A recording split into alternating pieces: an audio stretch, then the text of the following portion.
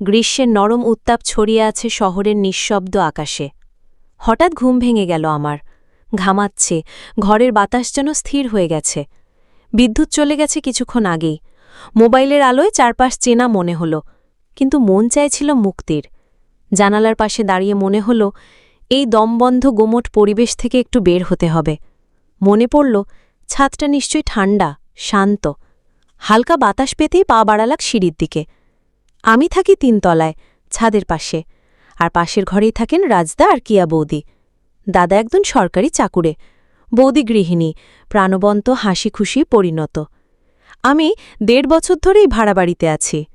শুরু থেকেই বৌদির সাথে সম্পর্কটা এক ধরনের বন্ধুত্বপূর্ণ আন্তরিকতায় গড়ে উঠেছে। বৌদি এমন একজন যার সামনে আপনি নিজের একাকিত্ব খুলে বলতে পারেন। রান্নার রেসিপি থেকে সিনেমা সবই আলোচনা হয়েছে আমাদের মাঝে। ছাদে উঠে দেখি অন্ধকারের মাঝে শহর ঘুমিয়ে পড়েছে। দূরের আলো যেন স্বপ্নের মতো ঝিমিয়ে আছে। হঠাৎ সিঁড়ির দিকে তাকিয়ে দেখি হালকা পায়ে শব্দে ছাদে উঠছেন কিয়া বৌদি। গায়ে হালকা হলুদ শাড়ি, খোলা চুলে ঘামের ফোঁটা, ক্লান্ত চোখেও শান্ত হাসি। এত রাতে ছাদে? আমি জিজ্ঞেস করলাম হালকা হাসিতে। ঘরের ভেতরটা গরমে দম বন্ধ লাগছিল। রাজ তো একবার ঘুমোলে আর উঠে না। ভাবলাম একা একটু হাওয়া খাই বলে আঁচলে গলা মুছলেন। ওর কপাল বেয়ে নেমে আসা ঘামের বিন্দুটি দেখে কেন জানি হৃদয় কেমন করে উঠল। অদ্ভুত এক শূন্যতা লুকানো ছিল সেই চোখে। তুমি? বৌদি জিজ্ঞেস করলেন। আমি হেসে বললাম, আমার ঘরেও গরম, ঘুম উধাও, ছাদই ছিল একমাত্র আশ্রয়। আমরা দুজনে ছাদের এক কোণে ঘেয়ে দাঁড়ালাম। চাঁদের আলো আবছা, তবে হাওয়ায় একরকম প্রশান্তি। আমি কিয়া বৌদির দিকে তাকিয়েছিলাম। ওর মুখে সেই চেনা হাসি থাকলেও চোখে যেন একটা ভেতরের নীরবতা ভেসে উঠছিল। কিছু বলছিল না, কিন্তু যেন চুপচাপ বলছিল, শুনতে পারো তো আমায়? তুমি অনেক দিন ধরে একা থাকো রাজ, কষ্ট হয় না? হঠাৎ প্রশ্ন করলেন। আমি একটু থেমে বললাম, হয়, তবে এখন সেটা অভ্যেস হয়ে গেছে। বৌদি মুখ ফিরিয়ে আমার দিকে তাকালেন, বললেন, সবাই একা থাকতে পারে না, বিশেষ করে মেয়েরা। আমি চুপ করে রইলাম। সাহস করে জিজ্ঞেস করলাম, তুমি কি একা বৌদি? উত্তর এলো না। শুধু ধীরে ধীরে আমার কাছে এগিয়ে এলেন। এক পা দূরে দাঁড়িয়ে বললেন, তুমি কি আজ একটু পাশে থাকবে? আমি মাথা নাড়লাম। ছাদের এক পাশে আমরা পাশাপাশি বসে পড়লাম। নীরবতা, মাঝে মাঝে কাঁধে কাঁধ ছুঁয়ে যাচ্ছে। একটা অদ্ভুত শীতলতা চারপাশে, কিন্তু আমাদের মাঝে উষ্ণতা ছড়াচ্ছে। রাজ, জানো, কখনো কখনো মনটা শরীরের থেকেও বেশি ক্লান্ত হয়। বৌদি বললেন নিচু গলায়। আমি ধীরে ধীরে ওর হাত ধরলাম। বৌদি আমার কাঁধে মাথা রাখলেন। নিঃশব্দে একটা অভিমান যেন পড়ে গেল বাতাসে। আমরা নিঃশব্দে বসে থাকলাম, চোখে চোখ রাখা, না বলা কথা ভাগ করে নেওয়া। ওই মুহূর্তে আমি বুঝে গেলাম কোনো স্পর্শই অন্যায় নয়, যদি তাতে শ্রদ্ধা থাকে, বোঝাপড়া থাকে। ছাদে বাতাস থেমে এসেছে যেন, চারপাশে নিস্তব্ধতা এমন গভীর যেন সেই নীরবতাই কথা বলছে আমাদের দুজনের হয়ে। কেয়া বৌদির মাথা তখনও আমার কাঁধে, চুলের নরম ছোঁয়া আমার গলার কাছে এসে বারবার হালকা কাঁপন জাগাচ্ছে। আমার হৃৎস্পন্দন বাড়ছিল, ওর নিঃশ্বাসের তাপ, বুকের ধুকভুকানি যেন এক অনুচ্চারিত সুরে বাজছিল, বোঝাপড়ার সুর। বৌদি হঠাৎ ফিসফিস করে বললেন, রাজ, জানো, অনেক সময় ভেতরের দুঃখ ছুঁয়ে দিলে শরীর নয়, মনটাই আরাম পায়। আমি কিচ্ছু বললাম না, কেবল ওর চোখের দিকে তাকালাম। সেই চোখে গভীর আকুলতা, সাহস আর এক ধরনের নীরব অনুরোধ ছিল। আজ একটু আমার পাশে থেকো, শুধু মনের মতো থেকো। আমু ধীরে, খুব ধীরে ওর গাল ছুঁয়ে দিলাম, যেন সময় থেমে গেল এক অনন্ত প্রশ্রয়ে। বৌদি চোখ বন্ধ করে নিঃশ্বাস ফেললেন। তার শরীরটা যেন এক মুহূর্তে শান্ত হল, যেন বহুদিনের ক্লান্তি কিছুটা হালকা হল। আমরা ছাদের মেঝেতে মুখোমুখি বসলাম। আমি ওর হাত ধরলাম, আঙুলে আঙুল মেলালাম। কেয়া বৌদি ধীরে আমার দিকে সরে এলেন, চুপচাপ, কোনো শব্দ ছাড়াই, শুধু সেই শরীরের ভাষায়, যেখানে ছিল না কোনো তাড়াহুড়ো, শুধু ছিল এক ধরনের মানসিক সান্ত্বনার আকুলতা। আমি ওর কপালে একটি চুম্বন দিলাম, শ্রদ্ধায়, গভীর মমতায়।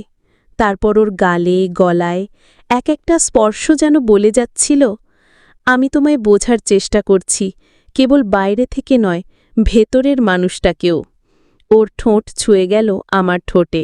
সে স্পর্শে ছিল না কোনো তীব্রতা, ছিল না কোনো দাবি, ছিল এক অনুপম নীরবতা যা আমাদের মন দুটোকে কাছাকাছি নিয়ে এলো। কেয়া বৌদি আমার গলা জড়িয়ে বললেন, রাজ, আজ আমি আর নিজেকে ধরে রাখতে পারছি না। আমার মনে হচ্ছে আমি ভেঙে পড়ব, একটু সাহস দাও। আমি বললাম, তুমি অসাধারণ, যেন এই রাত থেমে গেছে কেবল তোমার পাশে। ও ঠোঁটে একটা হালকা হাসি ফুটে উঠল। তুমি ছাড়া কেউ কোনোদিন আমায় এমন করে দেখেনি। শুধু একজন নারী নয়, একজন মানুষ হিসেবেও কেউ আমায় বুঝতে চায়নি। আমি তার চোখে চোখ রাখলাম।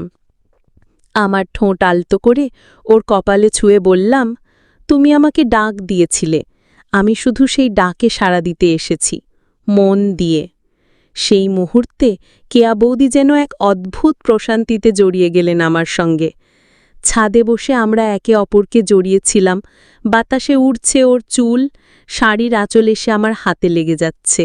ও বলল, আরও কাছে এসো রাজ, আজ আমি চাই যেন কেউ আমাকে পুরোটা অনুভব করে, আমাকে বুঝে ভালোবাসে।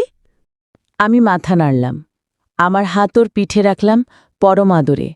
আমরা কথা বলছিলাম না, আমাদের শরীর কথা বলছিল না, বরং চোখে চোখ রেখে যা প্রকাশ পাচ্ছিল তা ছিল আত্মার ছোঁয়া। তুমি জানো রাজ, বৌদি বললেন, তোমার চোখে কোনো ভয় নেই, সেখানে আছে শ্রদ্ধা। তুমি আমায় দেখছ এমনভাবে যেন আমি তোমার সমস্ত পৃথিবী। আমি আস্তে ওর কপালে চুমু খেলাম। তুমি একা না, কেয়া বৌদি, আজ আমি তোমার পাশে আছি, মন দিয়ে, হৃদয় দিয়ে। ও বলল, তুমি আমার সেই অন্ধকার রাতের আলো রাজ। অনেক দিন ধরে মনে হচ্ছিল আমি নিঃসঙ্গ, আজ মনে হচ্ছে কেউ আমাকে বোঝে। আমি ওর হাতে হাত রাখলাম, আর কোনো শব্দ ছিল না, শুধু ছিল দুটি হৃদয়ের ধুকপুকানি, একসাথে, এক ছন্দে। ও বলল, আজ আমাকে পূর্ণ করো, শুধু স্পর্শ নয়, অনুভব দিয়ে। আমার না পাবার ভার আজ তুমি হালকা করে দাও। আমি তার দিকে এগিয়ে গেলাম। আমাদের স্পর্শ একে অপরের ওপর ভর দিয়ে এক ধরনের মানসিক আশ্রয় খুঁজে নিচ্ছিল। আমরা ছাদের মেঝেতে শুয়ে রইলাম, পাশাপাশি, নিঃশব্দে। চাঁদের আলো আর বাতাসে আমাদের চারপাশ যেন একটি কাব্যের মতো ঢেকে রেখেছিল। ও ফিসফিস করে বলল, এই যে তুমি এতটা কাছে, এই যে চোখে চোখ, এটাই আমার নতুন জন্ম রাজ, যেন আমি আবার মানুষ হয়ে উঠেছি। আমি ওকে জড়িয়ে ধরলাম। আমাদের মাঝে কোনো শারীরিক ভাষা নয়, ছিল মানসিকভাবে গলে যাওয়া এক প্রগাঢ় শান্তি। ভোরের আলো তখনও পুরোপুরি ছড়িয়ে পড়েনি, তবে পাখিরা ডেকে উঠছে একে একে। আমি শুয়ে আছি ছাদের এক কোণায়, কাঁধে হালকা চাদর, আর আমার পাশে কেয়া বৌদি। ওর নিঃশ্বাস ধীরে ধীরে উঠছে পড়ছে। নিঃশব্দতা ভেদ করে একটি মৃদু প্রশান্তি যেন চারপাশে ছড়িয়ে পড়েছে। বৌদি শুয়েছিলেন শান্ত মুখে, খোলা চুল, এলোমেলো শাড়ির আঁচল, তবু অদ্ভুত এক পরিপূর্ণতার দীপ্তি যেন তার মুখে। আমি কিছুক্ষণ তাকিয়ে রইলাম ওর মুখের দিকে। মনে হলো এই মানুষটিকে আমি নতুন করে চিনলাম। সেই মুখে কোনো অনুশোচনা ছিল না, বরং এক ধরনের অভ্যন্তরীণ মুক্তির ছাপ স্পষ্ট ছিল, যেন বহুদিনের আটকে থাকা আবেগ অবশেষে একটি আশ্রয় খুঁজে পেয়েছে। আমি আস্তে উঠে বসতেই ওর চোখ খুলে গেল। চোখে ক্লান্তি থাকলেও তার গভীরে একরকম প্রশান্ত স্বচ্ছতা। তুমি ঠিক আছো? আমি জিজ্ঞেস করলাম। বৌদি মুচকি হাসলেন, হালকা মাথা নাড়লেন। এই অনুভব, এই রাত, এটাই ছিল আমার জীবনের সবচেয়ে মুক্ত একটি মুহূর্ত রাজ। কোনো লুকোচুরি নয়, কোনো প্রহসন নয়, শুধু আমি আর তুমি, নীরব একটি অনুভবের ভিতর। আমি ধীরে ওর হাত ধরলাম। কিন্তু এখন তোমার মনে কি কিছু অস্বস্তি হচ্ছে না? আমি জিজ্ঞেস করলাম সততার সাথে। বৌদি কিছুক্ষণ চুপ করে থাকলেন, তারপর বললেন, অস্বস্তি নয়, বরং একটা ভয় কাজ করছে। এই ভালো লাগাটা যদি শুধু আমার হয়, যদি তুমি কাল সকালেই বদলে যাও। আমি মাথা নাড়িয়ে বললাম, আমি বদলাব না। তোমাকে আমি শুধু শরীর দিয়ে নয়, হৃদয় দিয়ে অনুভব করেছি বৌদি। এটা ছিল আত্মিক, যা সময় ছুঁতে পারে না। ও একটা দীর্ঘ নিঃশ্বাস ফেললেন। তুমি জানো, এতদিনে আমি আবার নিজেকে নারী হিসেবে অনুভব করতে পারছি, যে আবেগ বোঝে, ভালোবাসে, ভাঙে, আবার গড়ে ওঠে। আমি ওর পাশে বসে চুপ করে থাকলাম কিছুক্ষণ, তারপর বললাম, তুমি চাইলে আমি পাশে থাকব, কেবল রাতের অতিথি হয়ে নয়, দিনের ছায়া হয়ে, যদি তুমি আমাকে এমনভাবে চাও। ওর চোখে জল চলে এলো। ও মাথা নিচু করে বললেন, রাজ, তুমি বুঝেছ, তুমি সত্যি বোঝো, কিন্তু। আমি বললাম, কিন্তু সমাজ, সংসার, দায়িত্ব, তাই তো? ও হাসলেন হালকা, বললেন, এই যে তুমি এত কিছু বলছো, তা শুনে আমি বুঝলাম তুমি এখনো তরুণ, তুমি এখনো অনেক দূর যাবে। আমি চাই না আমার অতৃপ্তি তোমার ভবিষ্যতের পথে বাধা হয়ে দাঁড়াক। আমি চুপ করে গিয়েছিলাম। ও আমার কাঁধে হাত রেখে বললেন, তোমার জীবনে আরও অনেক কিছু আসবে, প্রেম, সম্পর্ক, স্বপ্ন। আমি তো জানি, আমি শুধু এক রাতের মতোই পাশে ছিলাম, একটুখানি আশ্রয়, একটুখানি বোঝাপড়া। আমি বললাম, তুমি আমার কাছে একটি রাতের মানুষ নও, তুমি সেই অনুভব যা আমাকে প্রেমের নতুন মানে শিখিয়েছে। ওর কণ্ঠ ভারী হয়ে গেল। রাজ, এই সম্পর্ক যদি চলেও, তা হয়তো সমাজ মেনে নেবে না।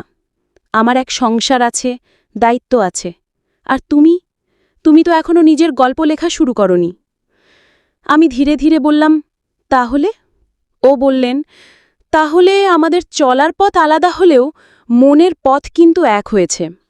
শরীর হয়তো দূরে থাকবে, কিন্তু এই অনুভব, এই মানসিক বন্ধন থাকবে চিরকাল। আমি মুচকি হেসে বললাম, তবে এই সম্পর্কটাকে একটা নাম দিই, একান্ত উপলব্ধি, যা বলবে আমরা কেউ কাউকে দোষ দিইনি, কেউ কাউকে দাবিও করিনি।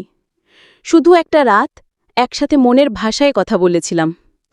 বৌদি বললেন, সেই ভাষাই তো সত্যিকারের সম্পর্কের ভাষা, যা সমাজ বোঝে না। সেই সকাল, যখন সবাই ঘুমোচ্ছে, আমরা ধীরে ধীরে সিঁড়ি দিয়ে নিচে নামছিলাম। কেউ কিছু দেখেনি, কেউ কিছু জানতেও পারবে না, কিন্তু আমাদের চোখে তখন একটা নীরব সম্মতি। এই অনুভব, এই উপলব্ধি আমরা কেউ ভুলব না। সকালে নাস্তার পর কেয়া বৌদি এক কাপ চা নিয়ে এলেন আমার ঘরে।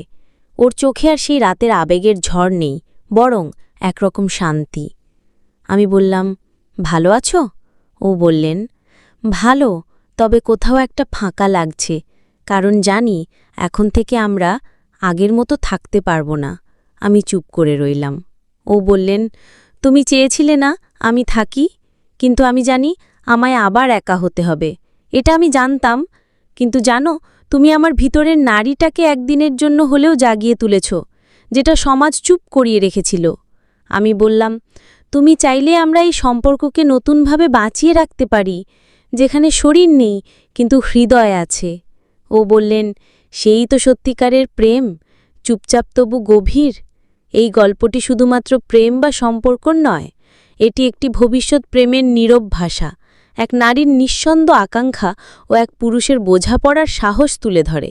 গল্পটি বোঝায়, নারী শুধু সংসারের অংশ নন, তিনিও মানুষ, তারও মানসিক চাহিদা আছে, সম্মান পেতে ইচ্ছে করে, বোঝা হতে চায় না, বরং বুঝতে চায়। প্রেম মানেই নয় একে অপরের দখল, প্রেম হতে পারে বোঝার চেষ্টা, নিঃশব্দে সাহচর্য, সুরক্ষিত এক আশ্রয়। যে ভালোবাসা সমাজ মেনে নেয় না, তার মানেই তা ভুল নয়, ভুল হতে পারে সমাজের মানদণ্ড। তাই কখনো কখনো সরে যাওয়াটাই হয় সর্বোচ্চ সম্মান ও আত্মত্যাগের পরিচয়। তো বন্ধুরা, গল্পটি এখানে সমাপ্ত করলাম। গল্পটি ভালো লাগলে একটি লাইকই ও চ্যানেলটি সাবস্ক্রাইব করে দেবেন। ভালো থাকবেন সবাই, দেখা হচ্ছে পরের ভিডিওতে।